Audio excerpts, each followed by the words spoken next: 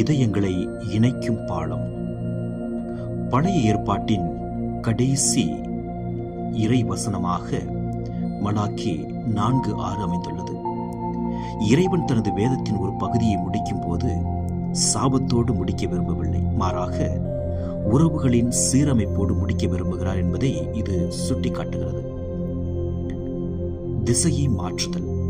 பொதுவாக நாம் நம் பிள்ளைகளின் எதிர்காலத்தை நோக்கியே அதிகம் பார்க்கிறோம். பிள்ளைகளோ பெற்றோரின் குறைகளை நோக்கியே பார்க்கிறார்கள். ஆனால் ஆண்டவர் இங்கே ஒருவர் முகத்தை ஒருவர் பார்க்க வேண்டும் என்று விரும்புகிறார். பெற்றோரின் உள்ளம் பிள்ளைகளிடம் திரும்பும்போது அங்கே அன்பும் புரிதலும் பிறக்கின்றது.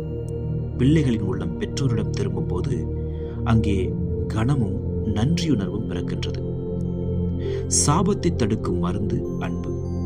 குடும்பத்தில் சமாதானம் இல்லை என்றால் அந்த நிலம் சபிக்கப்பட்டதாகவே மாறிவிடுகிறது என்று வேதம் கூறுகிறது.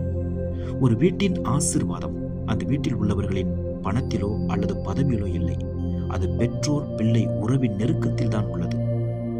எங்கே உறவுகள் முறிந்து கிடக்கிறதோ அங்கே இறைவனின் ஆசீர்வாதம் இறங்குவது தடைபடுகிறது.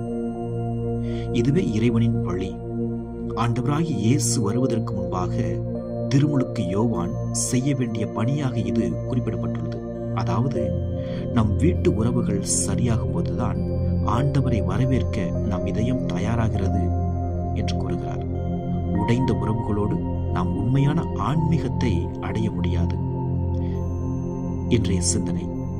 இன்று என் வீட்டில் என் பிள்ளைகளிடம் அல்லது பெற்றோரிடம் நான் பேசாமல் வைத்திருக்கும் ஈகோ என்னும் சுவர் இருக்கிறதா? அவர்களது குறைகளை மன்னித்து உள்ளம் திறந்து பேச நான் தயாரா? ஜெபிப்போம். அன்பின் பரலோக பிதாவே, இந்த நாளுக்காக நன்றி செலுத்துகின்றேன். மலாக்கி இறைவாக்கினர் வழியாக நீர் சொன்னது போல எங்கள் குடும்பங்களில் உள்ள உடைந்த உறவுகளை நீர் சீர்படுத்தும். பெற்றோராகிய நாங்கள் எங்கள் பிள்ளைகளின் உணர்வுகளை புரிந்து கொள்ளவும், பிள்ளைகள் பெற்றோரின் தியாகத்தை மதித்து நடக்கவும் எங்களுக்கு கிருபை தாரும். எங்கள் வீடுகளில் உள்ள மனக்கசப்புகள் மாறி ஒருவரை ஒருவர் நேசிக்கும் இருதயம் எங்களுக்குள் உருவாகட்டும். எங்கள் குடும்பம் சமாதானத்தின் இருப்பிடமாக மாறட்டும். எங்கள் ஆண்டவராகிய இயேசு கிறிஸ்துவின் இனிய நாமத்தில் ஜெபிக்கிறோம். ஜெபம் கேளும் எங்கள் ஜீவனுள்ள நல்ல பிதாவே.